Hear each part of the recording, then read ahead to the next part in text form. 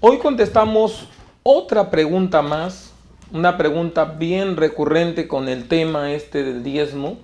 Como le dije, voy a sacar una serie de programas donde voy a tocar las preguntas más, más delicadas de este tema del diezmo. Un tema que le ha dado la vuelta al mundo, que ha causado tremendo cambio, tremendo sacudón al cuerpo de Cristo, para bien o para mal de algunos, para bien de aquellos que humildemente reconocemos la palabra de Dios como única regla para nuestra fe, y para mal de aquellos que utilizaron esta enseñanza para llenarse los bolsillos, y de esos abunda la iglesia. Pero hoy tocamos una pregunta: si usted no diezma, ¿es ladrón? Es la gran pregunta, o la siguiente pregunta que voy a contestar. Si usted no diezma, ¿es un ladrón? Constantemente escuchamos desde los púlpitos Malaquías capítulo 3, versículo 9, versículos 8 y 9. ¿Robará el hombre a Dios?, le dicen los pastores a los hermanos. Desde ahí le dicen: mas vosotros me habéis robado, y decís: ¿en qué te hemos robado? En vuestros diezmos y en vuestras ofrendas. Utilizan este argumento, este pasaje aislado, dos versículos de la Biblia. Tremendo error teológico, para decirle a los hermanos rateros, ladrones, sinvergüenzas, y aún condenarlos. Lo utilizan argumentando junto con él, 1 Corintios 6:10, donde dice: ni los ladrones, ni los avaros, ni los borrachos, ni los maldicientes, ni los estafadores heredarán el reino de Dios. Ahí sí se vuelven contundentes, ahí sí se vuelven celosos con el tema de la salvación, cuando les conviene. Pero vamos a mirar en el contexto y en la profundidad de este pasaje, si es que verdaderamente son malditos los hermanos de nuestras iglesias por no traer dinero o diezmo al alfolí. Amén. Vamos a ver si es verdad esto y vamos a irnos al pasaje, ¿ya? Siempre con la Biblia. Y hay un error aquí, yo le voy a decir algo antes, mientras vamos abriendo. El gran error de todo esto tiene que ver con que no se tocan o no se leen los pasajes completos. Mire, yo acabo de abrir Malaquías 3, pero todavía yo puedo hacer algo más. Puedo irme más hacia atrás, porque obviamente cada libro del Antiguo Testamento tiene una razón de ser.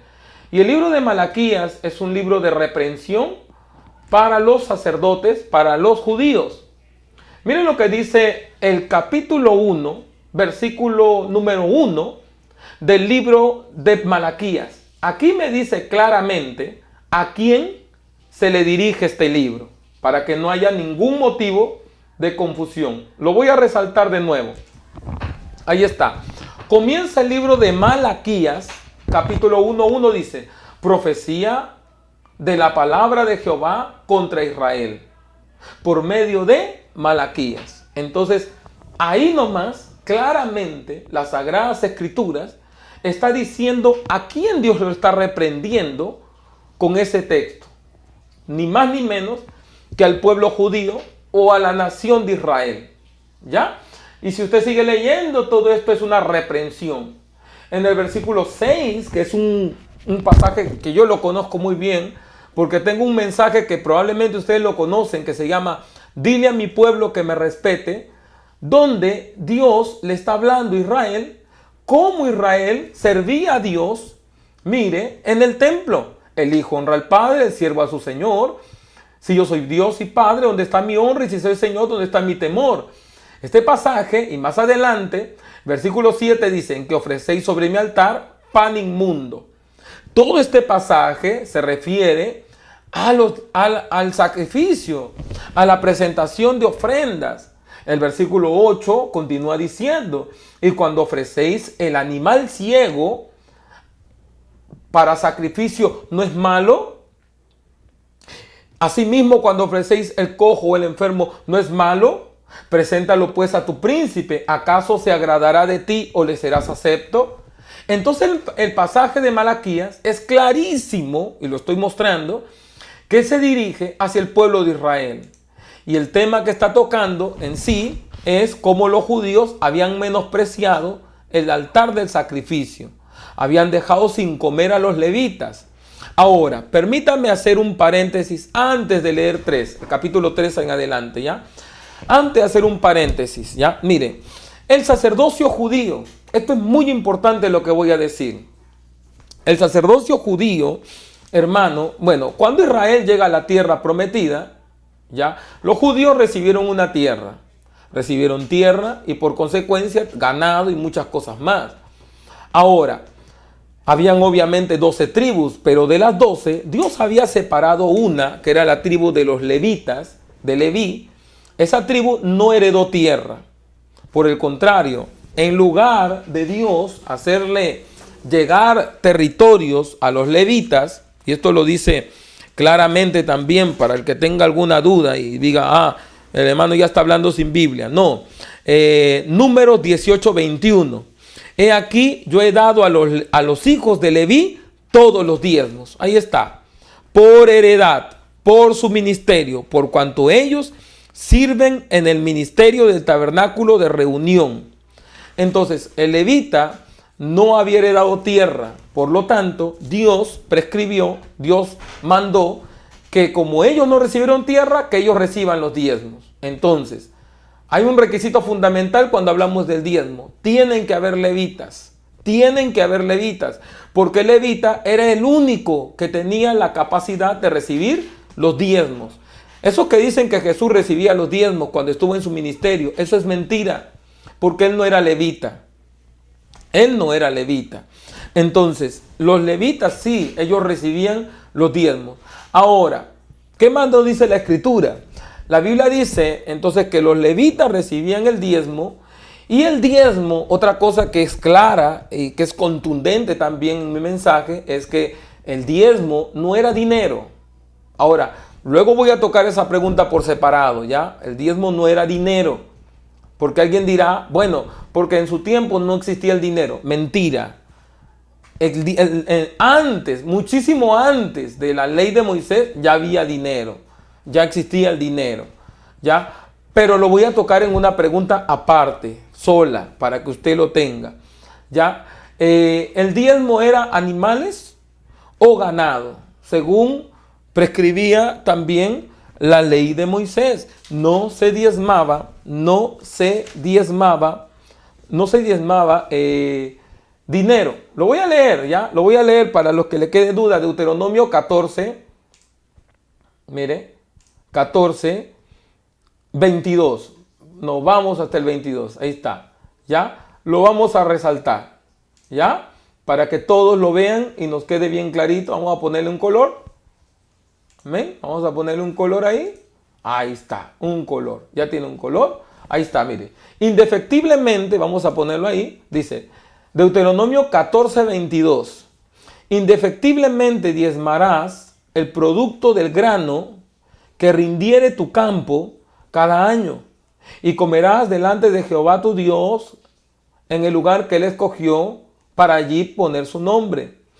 Ahí dice el detalle, mire, el diezmo de tu grano, el diezmo de tu vino, de tu aceite, y la primicia de tus manadas y de tus ganados, para que aprendas a temer a Jehová tu Dios todos los días. Entonces, es que no es que yo este tema me lo inventé y me volví loco, como algunos dijeron por ahí, el hermano apostató y se volvió loco, ahora está contra el diezmo. No, simplemente lo que hice fue preocuparme en investigar lo que ya está escrito en multitud de pasajes. Oiga, mire la cantidad de estudios que tengo de ese tema. Tengo hojas de textos bíblicos del diezmo, donde claramente la Sagrada Escritura demuestra que eso ya no es para nosotros. Entonces, ¿cómo me voy a callar la boca y me voy a hacer el tonto? Solamente si yo fuera un corrupto, como un montón de los pastores que me han llamado molestos, porque le quité su gallinita de los huevos de oro y lastimosamente se les malogró el negocio a un montón de ustedes que estaban viviendo y vividores de este tema. Algunos dirán, el pastor los insulta. No, algunos yo les entiendo. Algunos pastores yo les entiendo, porque yo estuve igual. y les entiendo que lo hayan estado enseñando porque eran ignorantes. Así que yo te entiendo. Si tú lo enseñaste ignorantemente, yo te entiendo y entiendo que Dios también te perdona si te arrepientes. Si te arrepientes y ahora, obviamente, dejas de enseñar esa mentira de que la gente tiene que diezmar y obligarles y sacarles Malaquías. Por favor, no caigamos en eso, porque ahí sí hay un juicio, porque ahora ya sabes la verdad. Pero todavía no terminamos. Entonces, para empezar, hoy día piden dinero y diezmo tampoco era dinero. Diezmo era grano, vino, aceite, primicias. Acabo de mostrar en el mensaje anterior, acabo de decirles que no diezmaba el pobre. Así que si sumamos esto a lo otro, no les quedaría nada a los que andan pidiendo dinero. No les quedaría nada a los que andan pidiendo dinero como diezmo. Ahora, dicho todo esto, nos vamos de nuevo a Malaquías y vamos a mirar si es ladrón el que no diezma. Ya, yo creo que la pregunta ya la contesté, pero todavía voy a ir hacia el texto, ¿ya? Mire, Malaquías 3. Generalmente lo que hacen es leer todo lo demás, lo dejan atrás. Todo esto lo apartan. No lo quieren saber, no lo quieren leer, no les importa, no les gusta. Y se van de frente al versículo 8 y le dicen: ¿robará el hombre a Dios? Los meten miedo, los asustan. Pues vosotros me habéis robado y deciste: ¿en qué te hemos robado? En vuestros diezmos y ofrendas. Malditos sois con maldición, porque vosotros, la nación toda, me habéis robado. Y les encanta el verso 10. Traed todos los diezmos al alfolí y haya alimento en mi casa. Y probadme ahora en esto, dice Jehová de los ejércitos, si no os abriré la ventana de los cielos y derramaré sobre vosotros bendición hasta que sobreabunde. Todo ese pasaje, si se lee desde el versículo 8 al 10, pueden tener un argumento mal fundamentado todavía para obligar a diezmar. Y todavía mal fundamentado. Porque si yo toco esos únicos dos versículos que ellos agarran sagazmente y lo utilizan para pedir dinero, los voy a volver a resaltar. Vamos a poner un bonito color aquí. Mire, si yo agarro esos dos pasajes, le digo que están mal todavía. Todavía le encuentro errores a pedir diezmo con esos dos pasajes. ¿Cuáles? Por ejemplo, porque la Biblia dice en el versículo 10, traed todos los diezmos al alfolí. Y la palabra alfolí, para los que no saben, alfolí no es la bolsita, esa bolsita que le encanta ahí, abren su bolsita para que la gente dé su ofrenda. Eso no es alfolí, eso no es alfolí. La palabra para alfolí, búsquela en cualquier diccionario, es la palabra granero, porque el diezmo era grano. Así que desde ahí nomás están equivocados. Está dando a entender que el diezmo que Dios está pidiendo aquí es grano, es alimento. Él mismo lo dice: y hay alimento en mi casa. Los pastores agarran el dinero y el diezmo entero. No, eso es pecado. Y ahí sí es robando el hombre a Dios, porque está robando, engañando y mintiendo. Si no sabe, si no sabía, se le entiende. Pero ahora ya lo sabe. Pero todavía no termino, porque tengo mucho argumento aquí para mostrarles. Pero como un estudioso de la Biblia no lee la Biblia así, obviamente. Leer la Biblia así es una falta de criterio, es una falta de conocimiento bíblico. Y obviamente esto le pasa a la mayoría de gente que ignora. Pero usted sabe lo que hace, usted se va hasta el versículo 1. ¿Ya? Y usted comienza a leer todo el capítulo 3. Mejor hágalo así y lo va a entender mejor. Mire, he aquí yo envío mi mensajero, el cual preparará el camino delante de mí. Y vendrá súbitamente a su templo el Señor a quien vosotros buscáis, y el ángel del pacto a quien deseáis vosotros. He aquí ha dicho Jehová de los ejércitos: ¿quién podrá soportar el tiempo de su venida? Bueno, aquí habla proféticamente de Juan el Bautista. ¿Ya? En el versículo 6, que es más adelante, un poquito más adelante, aleluya, versículo 6 dice: porque yo Jehová no cambio, porque yo Jehová no cambio, por esto, hijos de Jacob, no habéis sido consumidos. Oh, entonces ahí nos preocupamos, porque ahí está diciendo a quién se le dirige ese texto: a los hijos de Jacob. ¿Y quiénes son los hijos de Jacob? ¿Cuál fue el nombre que se le puso a Jacob? Israel. Desde el capítulo 1 ya lo decía, ¿no? A Israel se le dirige la carta. En el versículo 6 lo vuelve a aclarar por si acaso a alguien se le ocurra dársela de vivo o de pícaro y querer robar y querer engañar a los hermanos, ¿ya? A Dios no se le escapa nada, hermanito. Entonces, esto se refiere a los hijos de Israel. Desde los días de vuestros padres os habéis apartado de mis leyes y no las guardasteis. Volveos a mí y yo me volveré a vosotros. Ha dicho Jehová de los ejércitos. Mas dijisteis, ¿en qué hemos de volvernos? Y ahí viene la otra pregunta del versículo 8. ¿Robará el hombre a Dios? Mire, aleluya. Entonces, todo este texto completo es lo mismo. Le está hablando Israel, no le está hablando a la iglesia. Porque esto nos interesa saber. Porque si Dios le está hablando a Israel, en el Antiguo Testamento, en el libro de Malaquías, capítulo 3, versos del 6 en adelante, si Dios le está hablando a Israel, le está hablando en el contexto no de la ley, no de la gracia, perdón, porque la gracia todavía no existía como tal. El Señor todavía no había venido. Les está hablando en el contexto de la ley, de la ley. Entonces, tu pastor te dice, eres maldito. Mentira, mentira. Maldito por no diezmar nadie, porque Cristo vino a romper con toda la maldición de la ley. Le voy a demostrar en la Biblia lo que dice. Aleluya. Gálatas 3:13. Vamos a mirar la maldición de la ley. A ver, esa maldición si sigue vigente para nosotros hoy. ¿Ya? Gálatas 3:13. Dice, Cristo nos redimió. Ahí está, lo voy a resaltar también, hermano. Gracias a Dios tenemos aquí como, bien bonito, para que lo vean. Cristo nos redimió de la maldición de la ley, hecho por nosotros maldición, porque está escrito, maldito todo aquel que es colgado en un madero.